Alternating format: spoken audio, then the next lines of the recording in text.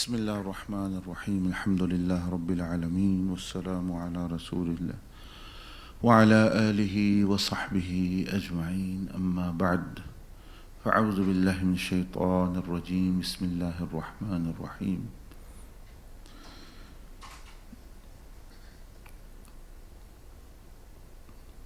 شهر رمضان الذي أنزل فيه القرآن هدى للناس صدق الله العظيم اللهم صل وسلم وبارك على سيدنا ونبينا محمد وعلى آله وصحبه أجمعين السلام علينا وعلى عباد الله الصالحين. As you may be aware that after about 55 years of Prophet ﷺ's life, the month of Ramadan was, and the fasting was prescribed by Allah subhanahu wa ta'ala. And after the announcement of prophethood, it was 15 years. So this means that 15 years were sent and people were being prepared for this month. That it is not that something you just get into it and benefit, but rather a person needs intense preparation before.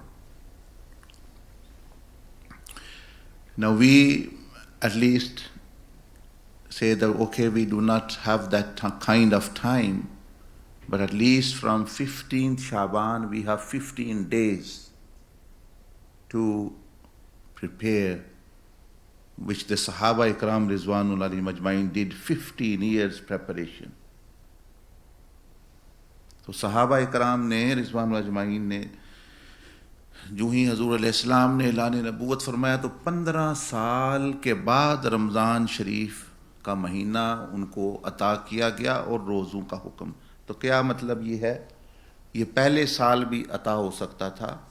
15 साल तैयारी हुई तो फिर रमज़ान शरीफ से भरपूर फ़ायदा उठाया.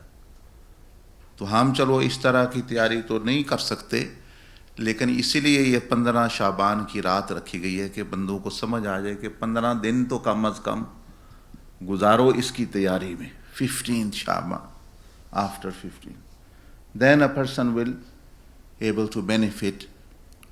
15 Shaban, and Shaban itself has special relationship of Prophet al-Islam. One of the sunnah of Rasulullah sallallahu alaihi wasallam on 15th Shaban was that our mother of all mu'mineen, the leader of women, al-Mu'mineen Sayyida Aisha Siddiqa radiyallahu ta'ala anha, said that she did not find Prophet ﷺ in the house, but Prophet ﷺ was in the middle of night, found in the middle of the month of Shaban, found in graveyard of Baqi, praying for the deceased and remembering Allah Jalla Majduhu.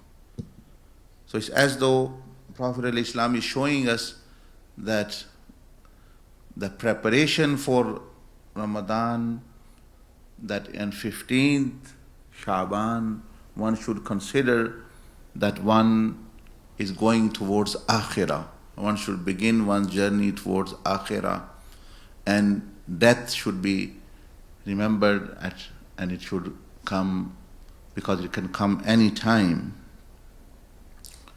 तो कब्रिस्तान में जाने का इशारा हमारे लिए ये सबक देता है कि मौत को याद करो, उसी की ये लिए ये तैयारी है, ये 15 दिन शाबान और फिर रमज़ान के. Yesterday I heard the news that one of our brothers, when we every year we visit Pakistan, he used to give all his or part of his house, a big house like in Pakistan has, for to be used as Zawiya for whole month or month and half, where the brothers would stay where actually I would stay also sometimes, and people will come and visit from all around Pakistan and stay there actually, and no one gives his own house as such actually for a whole month, 2 months, however, even furniture, everything to be used. That brother yesterday passed away with a heart attack. His name was Brother Iqbal. So, quite young person, not very old, but actually passed away. But obviously his good deeds which person have done, like giving his house away and things, only then these type of things, giving benefits actually, taking and accumulating does not benefit, always giving benefits in dunya and akhirah. So there are about 30 lessons which one can take from month of Shaban. Shaban से बंदा 30 सबक, कुछ तो सैयदना अब्दुल अजीज दब्बाग रहमहुल्लाह ने अता फरमाए. Certain 10 lessons one can learn from Sayyidina Imam Hussein in Shaban, because he was born in the month of Shaban. Sayyidina Imam Hussein radiallahu anhu. So, firstly, know that Shaban literally means separation. Separation. To separate from something. लैदा हो जाना किसी चीज़ से. तो क्या मतलब है इसका? That separate yourself from evil and desires and giving oneself to the oneness of Allah in order to benefit in the greatest month of Ramadan. So this means that, very clearly that one should separate oneself from everyday evil habits which a person have indulged themselves into. So Shaban means separation. That person separates from desires, unlawful desires and evil and every thing towards the oneness of Allah in order to benefit. शाबान का मतलब ही अपने आप को अलहदा कर लेना. किससे अलहदा कर लेना? हर शर से, हर बुरी आदत जो बंदे को खुद ही पता होता है कि भाई ये तरीका है इसका, ये शाबान का मतलब ये है. And like we have sunnahs for Fajr prayer, for Zuhr prayer, or Asr, Maghrib, Isha, उसके पहले अल्लाह को याद किया जाता है. इन फजर, ज़ोहर, असर देर सुन्ना प्रेयर. इन मगरब अजान दी जाती है. अजान मगरब से पहले भी सुन्नतें हैं दो, वो कई मज़ाहिब के मुताबिक पढ़ी जाती है. आप देखते हैं you see when people read 2 rakats wherever, but then Prophet Islam left it to the ummah that they can read or they cannot read. It's optional type thing. So in Hanafi fiqh they are not muqada or ghair muqada as such, but in others they are mustahab to read. So likewise, the month of Shaban is the sunnats of Ramadan. Ramadan farz namaz की तरह है और शाबान सुन्नत नमाज की तरह है. So like the sunnats prepare one for farz prayer, similarly the fastings of Shaban prepare one for Ramadan. Now, million times over the century it has been said, fasting is not name of hunger and thirst. ये बार बार बताया गया है, लाखों मरतबा, पूरी 14 सदियाँ हो गई हैं कि भाई जो ही हमारा रोज़े का ख्याल है हम खाने पीने का ख्याल शुरू कर दें, खाना नहीं पीना नहीं, इसका नहीं. Fasting is the name of controlling desires which we have, unlawful desires which we have fallen into. रोज़ा ख्वाहिश नफ्स को रोकने का नाम है. खाना पीना सिंबल है कि उसको लिए ट्रेनिंग कराई जाती है. तो जो ही रोज़े का ख्याल आए तो आपके जहन में शहवात, any evil habits, habitual sins, these things should come in your mind rather than fasting is long, I am not going to eat, because no one is stopping you eating and drinking, only timing change, etc. And there are certain benefits others benefits as well in stopping eating and drinking. But mainly, so the fasting is name of stopping the desire. Otherwise, it loses its spirit. तो शाबान का पहले तो ये समझ लें कि ये evil, separation from evil. And fasting is the name of stopping from evil. So like, second lesson is like there are sunnats for salah, there is sunnats for fasts as well. What are the sunnats for fast? Practicing in Shaban.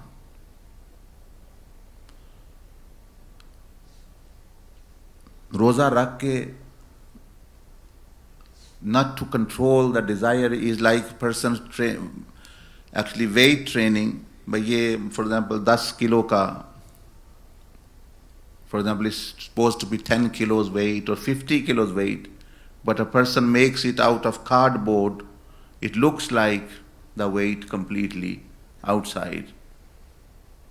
ये जो weight training करते हैं, तो इसमें जैसे एक चीज़ बनाई जाए तो उसको है तो वो यानी बिल्कुल उसका 1 किलो भी वज़न नहीं है, लेकिन उस पर बनाया इस तरह लगता है 50 किलो का है, सारा उसका रंग everything is, but it is artificial. तो उसको बंदा उठा के करता रहे, पर मैं कर रहा हूँ, मैं 100 किलो रोज उठा रहा हूँ 10 मरतबा, and he is only picking at ½ kilo. तो वो अपने आप ही को धोखा देने वाली बात है. It is to deceive yourself. You know as well कि भाई it's not going to make you any strong. So similarly the person who is not controlling his desire but he is stopping eating and drinking, he is picking up the cardboard of the fast. वो बस cardboard उठा रहा है और खुश हो रहा है, मैं भी जो है वजन उठा रहा हूँ, मैं भी मेरा ट्रेनर बन जाऊंगा. वो तो जब अगले पहलवान से मुकाबला होगा तो पता चलेगा क्या उठाता रहा है. So when you will face shaitan and desire, you will know कि भाई you have no power in front of him because you have been picking up artificial weights. So try to put in the weight. How weight will come? And the next lesson is control oneself from daily sinful activities with 7 organs, mind and heart. So control oneself from the daily sinful activities. When a person deals in the family, in the work, everywhere in the street, obviously these 3 faculties, 4 faculties they are engaged in. Sometimes the organs, sometimes the mind, sometimes the heart, sometimes the soul. So one should control oneself from. This is the actual practice, or you may say picking up the weight. Point 4, put these organs, meaning mind, heart and soul, towards good deeds and in remembrance of Allah. That engage these organs, not only not stop them from evil, because when they are idle they will do evil again. If you leave them free, what will they do? Then again they will actually harm you. आप किसी बंदे को बंद कर दें, कहीं भी आप बाहर नहीं जाना, लेकिन उसको फारिग छोड़ दे घर में, तो घर में फिर वो कोई शरारत करेगा, घर में फिर वो कोई काम ढूंढ लेगा ख़राब करने के लिए. तो उसको engage कर देना, to engage people.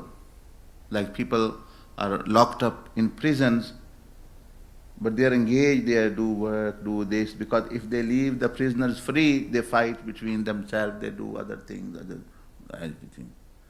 So similarly, yes, that is good, you stop your organs, mind, heart from evil. But now if you just leave them idle, they will again, what should they do then? They will engage again in some other evil activity. So the best way is to engage them in good activities. Let the organs do something good, let the mind do something good, let the heart be engaged. So automatically you will be stopping from evil. So this is lesson 4. Number 5, it will feel like that the limbs are being torn apart from flesh, body and blood is gushing. That a person will feel like a person, if he is really training, they will feel, as they say, no pain, no gain, that actually if they will feel that their muscles are toning apart, they have ache. This means their muscles are developing, their body will develop, and the training is happening. So the Mashayikh have said that yes, a person will feel some kind of discomfort. It's like limbs are being torn apart. Yes, the sinful limbs are being torn apart, and it will feel a little bit of hardship, but that's the sign. If you don't feel the hardship, then there's no gain. So the hardship is the sign that you are achieving something. You are on the verge of achieving. Number 6, it should not be that you are doing hard work for charity work, dawah work, but you have forgotten to promote the deen and the path of Allah and the instruction onto themselves. So many people get into this trap. They'll get out of one trap, falling into other trap. So they engage themselves in good activities, but they're doing good to others, feeding others, helping others, but then they don't help themselves. I mean, you are the first one who need help. Number 7, regain your journey. Regain your journey, meaning actually be on the path again. Come onto the journey again, where you were, where you're supposed to be. And then at least in Shaban, be strict on it. Be strict on yourself, because there are limited number of days. Next point is, for those who are on the path or have high risk, those people who are trying to actually practice the deen, they are on high risk of being deceived by their own selves. So be wary of your actions and situations. So people who are on the tariq and on the path and practicing the deen, one of their pitfalls is that they are in danger of deceived by their own selves. Because actually, if a person thinks just that I am fine, or I do not need, I now just need to help others, so this is a kind of deception that a person forgets their own self or somehow. The solution of this is in the next point, that refresh and check your intention of your actions that you do, especially if it is dawah related or being a volunteer in helping, promoting the message of Islam, charity work, in whatever you do, just check your intention. So 2 things. So these are 2 tools which you can use to save yourself from deception: refreshing and checking. Refreshing the good intention and checking it that it is the right intention or not. So using all these guidance and tools wisely, and it will teach you to separate, then the result will be that it will help you to separate from evil and negative things and anything which actually displeases Allah subhanahu wa ta'ala. The next point, 12, this is a constant reminder for everyone so that they do not go astray from their real intentions. Because Shaitan's first try is the person doesn't do good deed. The second, if he does do good deed, he corrupts intention. So, and second and thirdly, first his effort is the person who actually, that he should indulge in evil and sins. And if he indulges in evil and sin, then he also tries to make sure that the person doesn't repent. So this is like second nail in the coffin. So one should not actually, if one has suffered one, then one should try that another nail does not come into his coffin, which is that he doesn't do intention. So if you do good deed, The second tactic is to corrupt the intention so the good deed goes avoid. If you do bad deed, now because bad deed can be corrected with tawbah, so his effort is that the person doesn't do tawbah. So ये दो चीजें. Sayyidina Abdul Aziz Dabbagh rahimahullah especially mentions that how to deal with sins, because in sin all people except Anbiya alayhimus salam and those Allah subhanahu wa ta'ala protect, actually they get engaged in one way or the other. So the matter is how to deal with the sin. This is also a skill.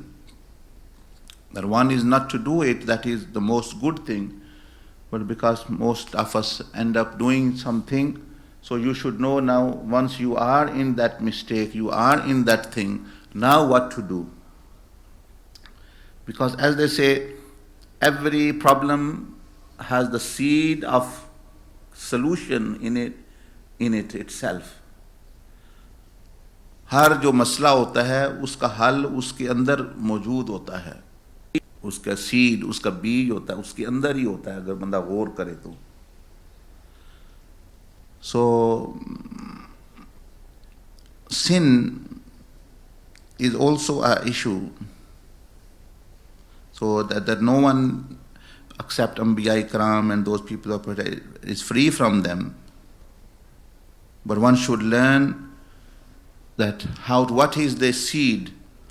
What is the seed? So let's say, for example, a person have committed a sin, but there are still 3 diamonds, 3 seeds which he can discover from that sin, which will actually elevate him again.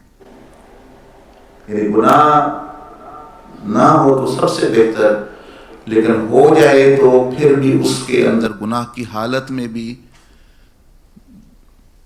कुछ जो है वो चीज़ें ऐसी मिल जाती हैं कि वो बंदे को फ़ायदा दे जाती हैं. For example, Adam alayhi salam did not commit a sin, but just to teach us a lesson that if something happens to you, what you should do. So he was sent down on face of the earth, and Shaitan thought that now because he is thrown down into the seas of dunya, now he will be destroyed. But as you know, an expert diver, an expert who is a very good expert diver, when he is thrown into the sea, he does not raise himself up, but also gets some pearls from the depth of the sea, or some things from the depth of the sea, precious stones from it as well with him, which are not found on the earth. तो जो माहिर होता हो रहा है, अगर उसको समुंदर में फेंक दे तो वो समुंदर से एक तो खुद भी ऊपर आएगा, दूसरा वो उसकी गहराई से ऐसे मोती भी ले आता है जो बाहर दुनिया से ज़मीन से नहीं मिलते.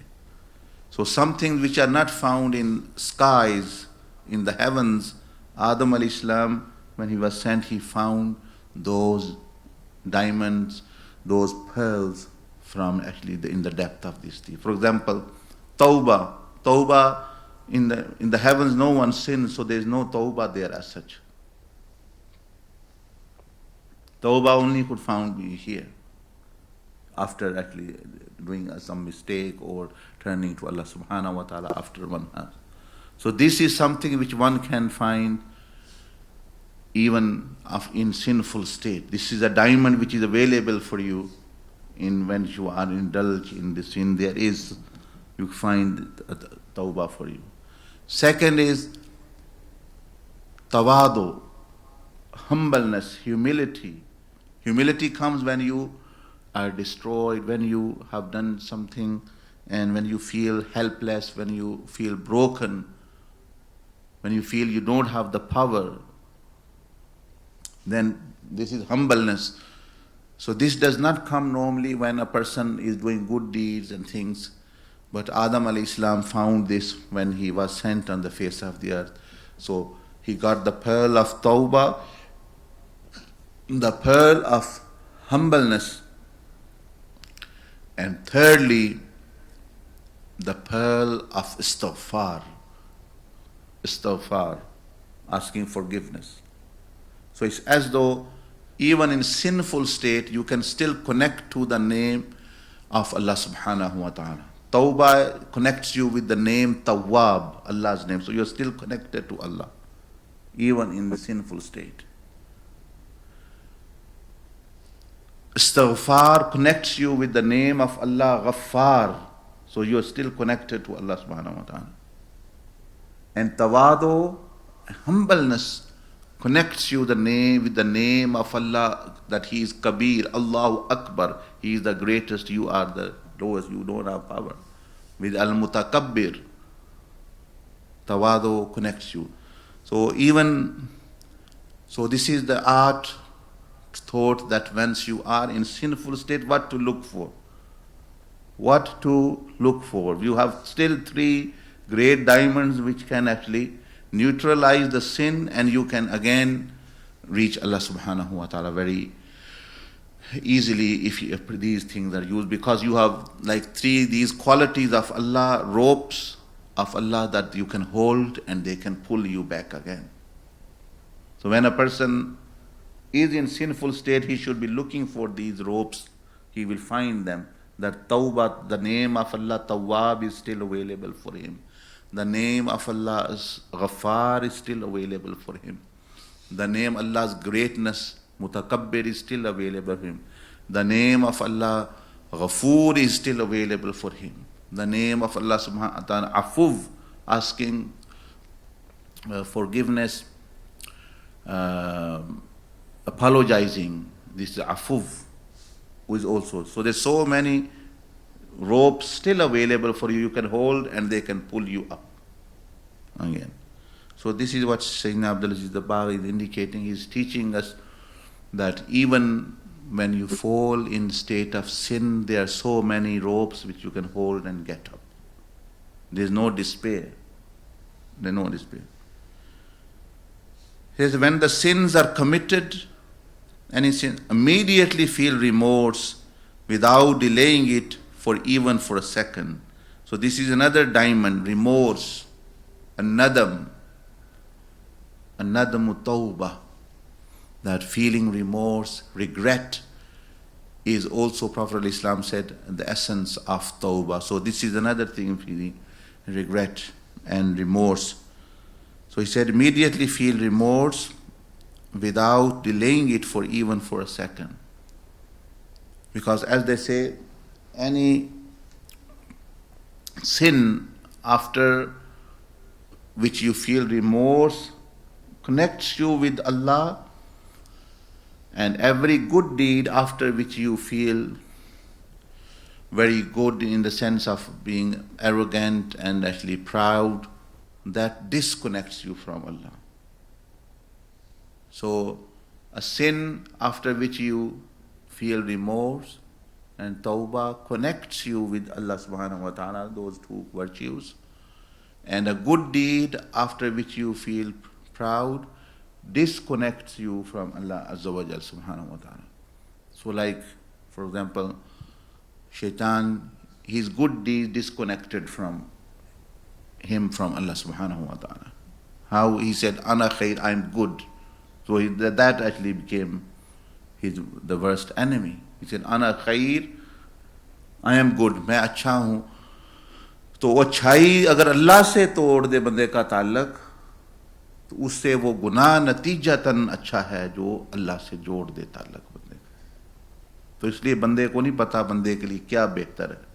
तो अगर गुनाहों वाली ज़िंदगी हो गई है तो हो सकता है इसके नतीजे में इसको निजात इसके ज़रिए मिलनी हो, और अगर नेकी वाली ज़िंदगी है तो हो सकता है इससे ज़रिए मिलने, लेकिन उसकी तबाही भी आ सकती है.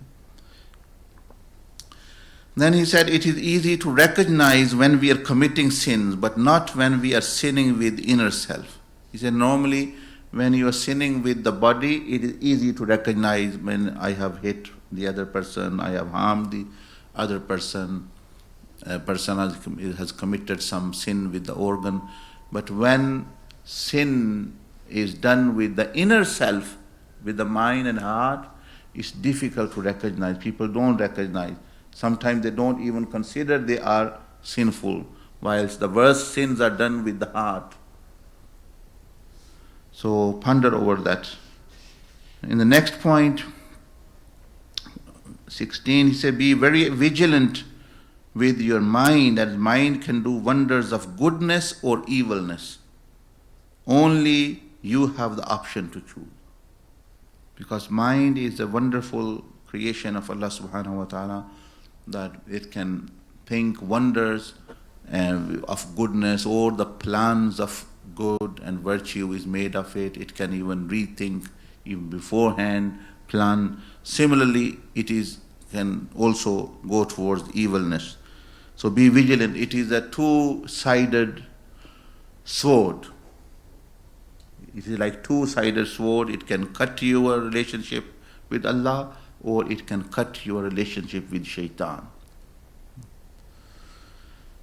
Furthermore, the next point, he said, the teachings and guidance that are given, if they are not practiced, it's as though the person has not, meaning it's ignored completely and has not benefited from it. Next, he says, it's easy to avoid the above, all that are mentioned, but just to challenge yourself by doing so, one only improves. Then this is something only comes from within oneself.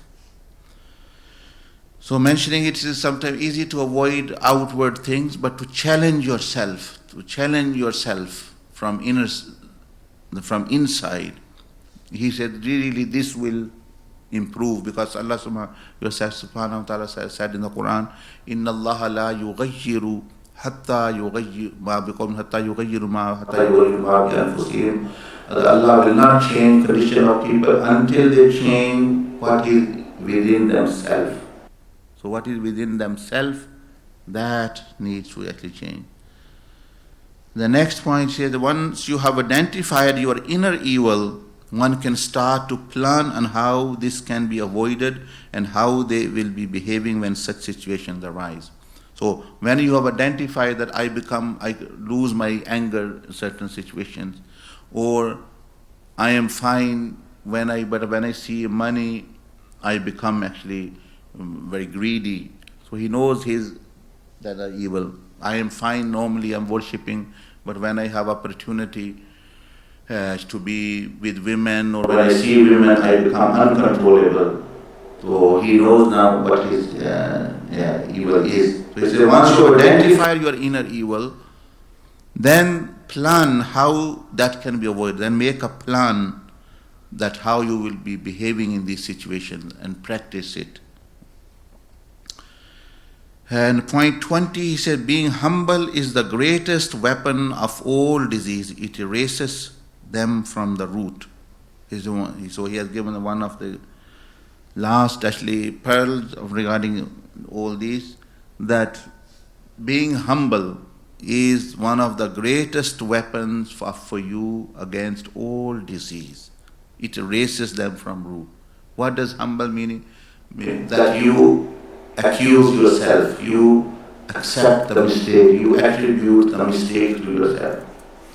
So obviously this is one of the greatest weapon which you can use. Like Adam alayhi salam used this weapon against shaitan, against the shaitanic evil. He was humble. He said, Rabbana zalamna anfusana.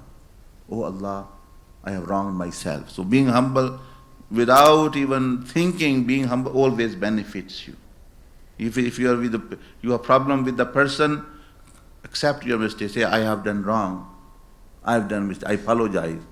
You cannot go wrong very much. You are 90%, you are successful without much effort. With people, in relation to Allah subhanahu wa ta'ala, in relation to the Prophet of Islam, in relation to the people, just practicing humbleness gets you out of 90% of problems without much effort. So always be ready to forgive. always ready to commit, or actually yourself to humbleness, meaning accepting your mistakes, asking forgiveness, blaming yourself. All these are fruits of humbleness. So Sayyidina Abdul Aziz Dabba said this is a weapon which works in 90% of the situation without actually failure. It erases many things from the root. So he said that you know how you have been, and you know you need to change. As a lifestyle you're having, it is not befitting nor beneficial for as time is running fast. So he said, you know how you have been, you know how you are, and you know you need to change. As your lifestyle now, if you meet the angel of death in this situation, is not good. Is not good. The lifestyle now, does not befit you to meet Allah subhanahu wa ta'ala on the day of judgment in this state, is not good state. So here, this is the 20 points which Sayyidina Abdul Aziz Dabba and actually his students and or his followers gave for the guidance of Shaban. तो कोशिश करें ये 20 जो नुक्ते उन्होंने बयान किए हैं ये याद भी करके और उन पर अमल भी दूसरों तक भी जो है पहुँचाएं. अल्लाह पाक मुझे भी आपको अमल की तौफीक अता फरमाए. अस्तगफिरुल्लाह.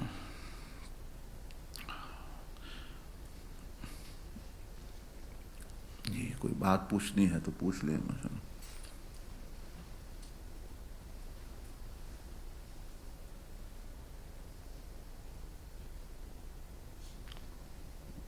वालेकुम सलाम. Yes, please.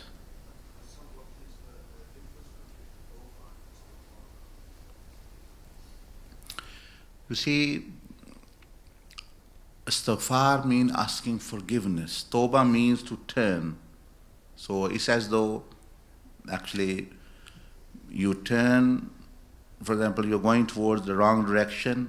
So turning back actually towards correct one is tawbah, and then asking Allah to forgive you that you were on the wrong direction is istighfar. Let's say you owe someone £10 you took by zulm. So returning that money is tawbah, and then asking them, please forgive me, I actually stole from you, is istighfar. So simple. Tawbah literally means turn, and istighfar literally means ask forgiveness. तो इसका ये है. तो इसलिए without returning, it is not much matter. You ask someone to forgive you and you are not returning their money and whatever. You are on the wrong direction, but you are asking forgiveness but going on the wrong direction. So that does not have much meaning. So let's say a person is doing I am doing riba or I am doing sin, whatever. So when I stop from it, this is tawbah. And I don't intend to do it. And because I have now done a mistake, Ya Allah forgive me, Ya Allah forgive. This is istighfar. So tawbah is to stop and return, and istighfar is to ask that Allah subhanahu wa ta'ala forgive you. So that is why we are taught when we say, firstly is istighfar, astaghfirullah wa atubu ilayh, because there is no istighfar without tawbah really. So firstly it is assumed that you have stopped and returned. That's why you are asking astaghfar, astaghfirullah alladhi la ilaha illa huwal hayyul qayyum wa atubu ilayh. And Allah, I will keep turning to you now, because you already turned.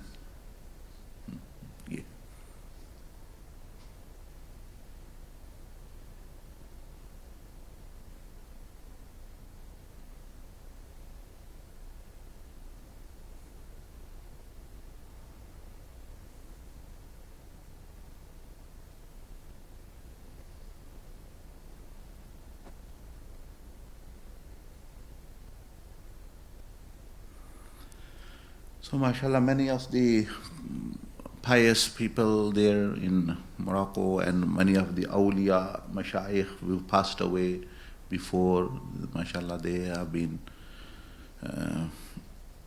doing dua and also giving some nasiha for the people who are here, giving their salam, and the people who are acting upon Islam and the tariq, and they want us to be with them in the hereafter, in the place where they are, the good part of barzakh. So now it does not matter where you are in this dunya, the major thing is that you get together in akhirah, and also you can get together with them in dunya, provided you get together with virtue, with the sunnah of the Prophet. It's as though you are on with them, because they were the good doers, and all good doers, they are one family, they are together.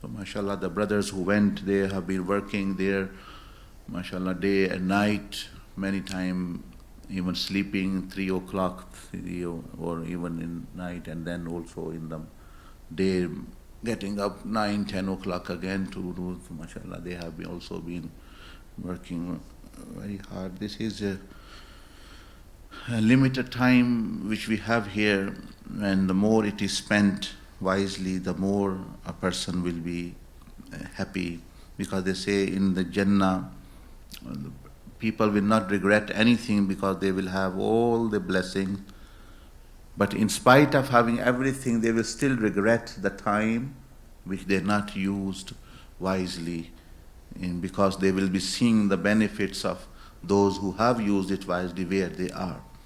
They will have certain extra, not extra only, but extraordinary actually things, and they will want that as well, because this is very valuable. It is mentioned in the hadith that the people who spend their life in the way of Allah, sacrifice like shuhada, Allah subhanahu wa ta'ala will ask them, "Oh my servant, what do you want more? I want to give you something more." They'll say, "Ya Rabbana, we have everything. We have Jannah, we have pleasure, we have your ziyarah. We are witnessing you. What do more?" Then Allah subhanahu wa ta'ala will again ask my servants, "You, what do you want more? What do you want more?" Now, because Allah Azza wa Jalla is asking them again and again, insistence, they say, "We have everything." But now it's mentioned in the hadith that because Allah Azza wa Jalla will ask them again and again, and then they will say, "Ya Allah, if you want to do something more for us, send us back on the face of the earth so that we may sacrifice another life for you." Because the benefit which you've seen of that is uncomparable. So they will say. So this means why Allah will ask them again and again, because Allah subhanahu wa ta'ala loves them like you love someone. You want to give something, you've given them like your child or whatever. You've given them whatever they need, but you have to ask something more. Is there something more? This shows expression of love. So Allah's love for His servants and His true worshippers and lovers will be that He will be, in spite of giving them Himself, Allah has given them His own ziyarah, His own clothes, He still wants to give them more. But there is nothing more they can be given, because after they have Allah subhanahu wa ta'ala, but it is an expression of love, and it shows that how much Allah subhanahu wa ta'ala loves His true servant. And their also expression that they say we have it, but because Allah Azza wa Jalla is asking again and again, they will feel shy not to say anything. So what they will say, what can we say? So we will now say, "Ya Allah, if we can be sent on the face of the earth again." So what I am saying is, the sinners and the kuffar, they will also desire to come back on the face of the earth, because it is so valuable time, they can change things. The very good doers, like shuhada, the highest ranking state is after Anbiya, Siddiqeen, Shuhada, they will be asking to return here as well. And we are already here. That's what I am trying to come to. We are already here. So we can make good use of this time. Jazakallah. سبحانك اللهم وبحمدك نشهد أن لا إله إلا أنت نستغفرك ونتوب إليك. أستغفر الله.